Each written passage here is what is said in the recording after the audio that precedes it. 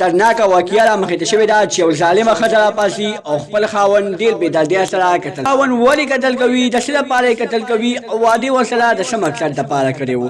که چېرې تاسو د دې پوره معلومات باره کې ځان قبلول غواړئ، که اوسه پورې چا زموږ د چینل مخه نه وي سبسکرایب کړی، خو موږ زموږ د چینل مخه سبسکرایب کړئ، د تلې نشان ورڅخه مخه ووهئ چې زموږ هر یوه نوې معلوماتي ویډیو تاسو ته په اسانۍ سره میلاویږي. دوستانو دا واقعه په صوابۍ کې رامخته شوې ده چې یو ظالمه ښځه راپاڅي او د پیسو لپاره خپل خاوند ډېر بې دردۍ سره قتل کوي. دا خاوند لږ مالدار و، نو د ښځې د مخکې نه بډ یار و، نو هغه یار ورته وویلي چې ده سره واده وکړه، د ده نه به پیسې وخي او بیا به یې قتل کړي. خو ښځې د یار ومنل او ولې ورسره واده وکړو. د واده نه یې پوره 6 میاشتې مخکې چې د خاوند نه یې ټول اکاونټونه په خپل نامه کړل، خپل جایدادونه په خپل نوم کو او بیا یې خپل خاوند ډېر بې دردۍ سره قتل کو. دوستانو د خاوند نه اول پیسې والي، بیا یې ترنه جایداد وخو او بیا یې ترنه چې کوم د بینک اکاونټونه و هغه ټول یې په خپله نامه کړل او هغه ټول کوډونه یې ترنه ایزده کړل او د بینک نه یې ټوله پیسې وباسلې او بار ملک ته وتښتېده.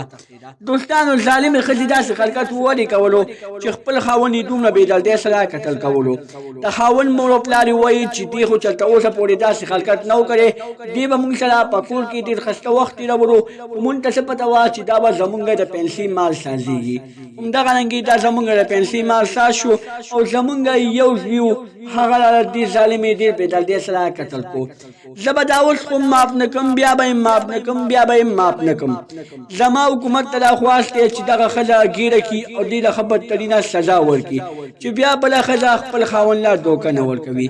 دوستانو دې ظالمې ښځې داسې حرکت وکړو چې خپل خاوند نه یې د پیسو لپاره دوکه ورکړله او واده یې ورسره وکړو او بیا یې د هغې نه بعد چې کله دې نه پیسې ووخلې بیا یې ډېر بې دردۍ سره قتل کو. ښځه تر اوسه پورې لا نه ده ګرفتاره شوې او ښځه خپل یار سره بار ملک ته تښتېدلې ده. د یار چې کوم مور او پلار و هغه یې پولیسو ګرفتار کړي دي او ورته ویلي چې تاسې خپل بچی وغواړئ. خو چېرې تاسو خپل بچی ونه غوښتو، تاسو چې په کور کې کوم زوی دی هغه به مونږ ته په جیل کې د ټول عمر دپاره کېږ کړو. همدغه رنګې ښځې ورته وویلې چې زما د دې زوی څه ګناه ده، مونږ ته خو زوی نه سپینه ګوره خبره کړې وه، نه یې راته توره خبره کړې وه او اچانک وتښتېدو. دوستانو داسې واقعې ډېرې وخت ته راغلي دي، خو داسې واقعا نه راغلي چې یو ظالمه ښځه راپاڅي او د پیسو لپاره خپل خاوند ډېر بې دردۍ سره قتل کوي. دا وه زموږ نننۍ ویډیو. که زموږ دا ویډیو مو خوښه شوې وي زموږ د چینل مخه سبسکرایب کړئ، د تلې نشان ورڅخه مخه ووهئ چې زموږ هر یوه نوې معلوماتي ویډیو تاسو ته په اسانۍ سره میلاویږي.